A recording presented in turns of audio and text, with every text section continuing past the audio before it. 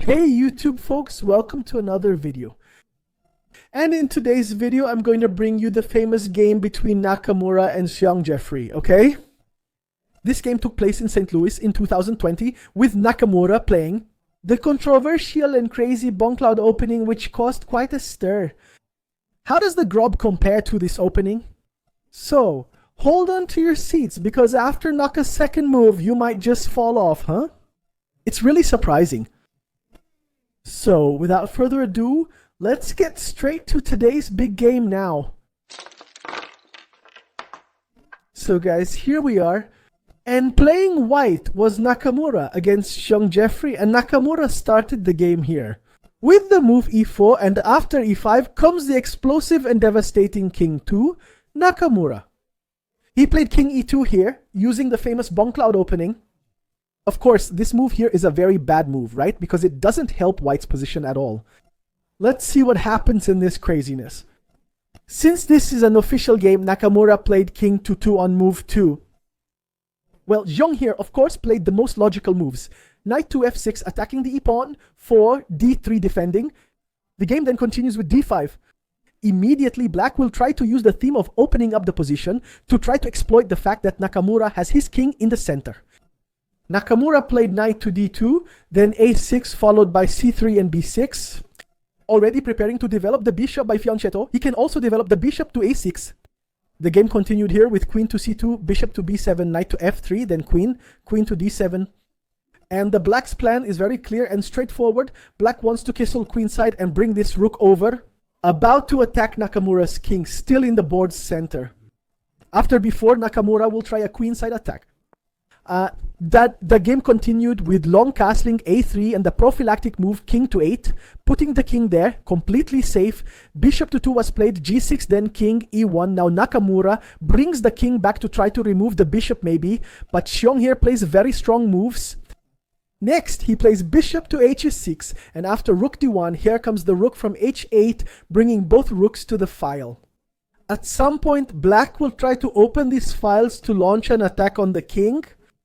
Bishop to d2 was played, then knight to c5. This move is quite annoying because its idea is very direct. Black aims to move the knight to f4 where it will be well positioned. Nakamura played b5 to generate counterplay. The game continues with knight to e5 and now c4, and in this position, Xiong puts his knight on the f4 square. The knight is very well placed on that square, it's attacking the g2 point, so bishop to f1, Nakamura moved back to defend. The c4 pawn is taken, dxc c4, then f5. Another explosive move because now black starts pushing the pawns forward on the king side, creating strong pressure on the e4 square, trying to open up the position. In this position, Nakamura played q5, an interesting move. Of course, Nakamura is going to try to look for his counterplay. He's threatening to play nc6, and at this moment, Xiong goes for a very dynamic line. He allows knight c6, he plays here taking on e4, allowing this fork. Nakamura here played n6, knight takes, n6, b takes c6, and bishop takes c. This is a stressful position.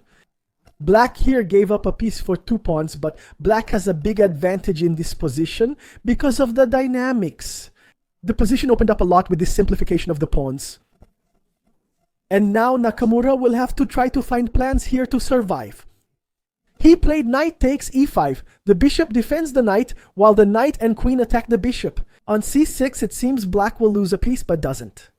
Xiong had seen this line and played knight to d3 here, which is a very annoying move.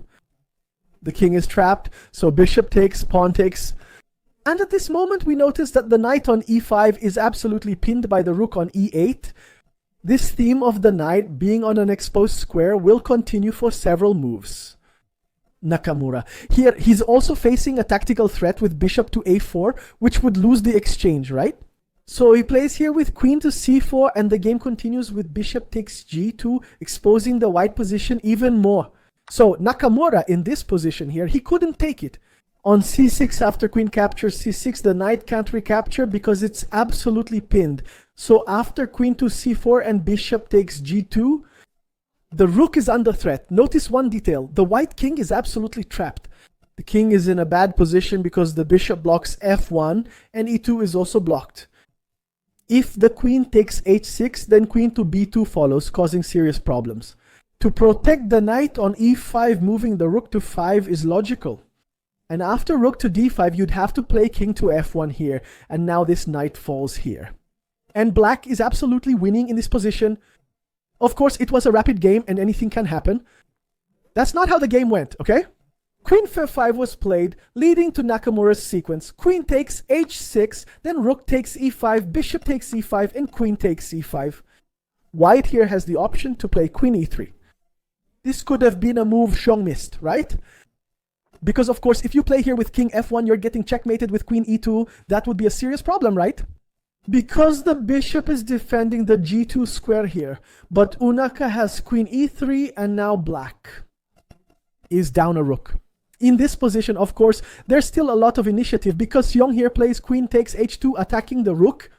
And now, Nakamura is going to try to reorganize his pieces and try to convert this. Incredible. Nakamura is surviving here with such a crazy opening. The game continues with king f1 bringing some defense to the rook. Queen h5 touched the rook on a1, so here f3 was played, creating a blockade and also giving the king some breathing room. The game moves to bishop c6, queen g5. A very interesting choice. Why? Is Nakamura touching Dato's rook? And also offering the queen exchange, which is all he wants in life, because if he trades queens here, he goes into an endgame with a rook up.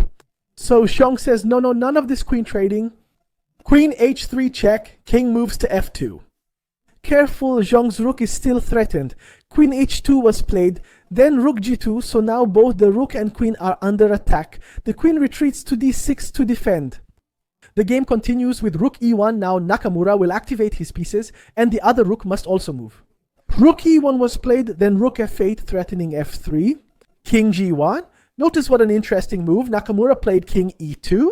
This king made a little detour, but ended up going to the g1 square, which is the king's natural square. When you castle short, Nakamura finds a way to bring the king to its proper square. Rook moves to fe5, attacking the queen, which then moves to e7. Nakamura offers another queen trade, but Xiong declines. Queen to f4, then check. King to b7, and queen takes d3, which is a bucket of cold water. This move is very annoying for black, as the advanced pawn falls and adds another defender to f3. Xiong said, I'll keep pressing. He played rook to d5, attacking the queen, attacking the d2 square. The queen moves to e3 again, avoiding the exchange. No, Xiong avoids trading queens and moves his queen to h4, watching the rook. The game proceeds. Queen to f2 offers an exchange. Queen to h4 declines. Rook to e3 attacks the pawn, which is defended. Queen to d1 checks, then queen to e1 is played. Again, Nakamura offers the queen exchange. Will Xiong trade this time? No, he moves the queen back to d4, trying to create counterplay. Rook to c3. And now we'll see here that Naka is going to choose a very strong and very interesting plan, and he's going to find it. The plan, rook to 5 was played here by black, rook to 4, improving the rook, attacking the queen. She moves to a5, watching the rook on c3, then queen to 1.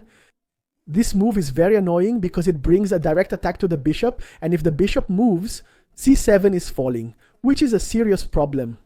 For black, queen e5 was played in this position. Xiong, of course, finding the defenses through tactics. It seems he's offering the bishop, but capturing it isn't an option. Because black would have a perpetual line with rook takes c3.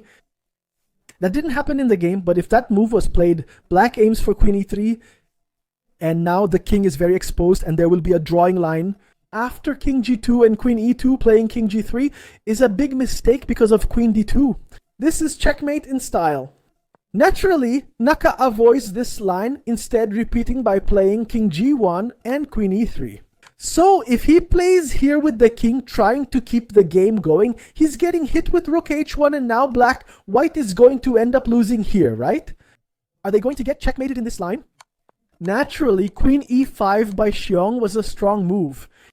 He indirectly defended the bishop, so Nakamura continued with the calm, composed move knight f1, very strong, okay? Because he defends the main squares that black wants to occupy to try for perpetual check. So now, yes, there is a threat from the bishop. Here, on c6, then queen e6 was played, going back to defend, and now Nakamura continued playing here. Rook to g4 increases pressure on c6. How will you defend now? Xiong must move the bishop here. He moved it to b5, so c7 fell. King to e6. The king is already getting very exposed, and now Nakamura found another bomb on the board, which was the move a4, a very strong move, okay? Because black can't capture here, otherwise they're going to face rook to a3, and that bishop will end up falling. If you defend with bishop to e5, rook to c6 follows, and you lose the queen. Nothing more, nothing less. So, of course, Xiong can't go into this variation. He played here with bishop e2, but here it allows another strong continuation for white, which Nakamura saw instantly with the move. Rook e3 attacked, the queen attacked the bishop, so here it's a serious problem. Rook g5 was played here, king f2, queen h3, and now king takes e2. And in this position, Xiong did resign. Well, Nakamura won. This game was very controversial because Nakamura ended up winning with this extraordinary and crazy opening, which is the Bongcloud. In fact, there are other games that happened online using this opening, which are very interesting. If you want, I can bring them here to the channel. If you want to see more crazy games like this. So guys, I hope you enjoyed this game. If you liked it, don't forget to leave a like. See you in the next videos, guys. Thanks.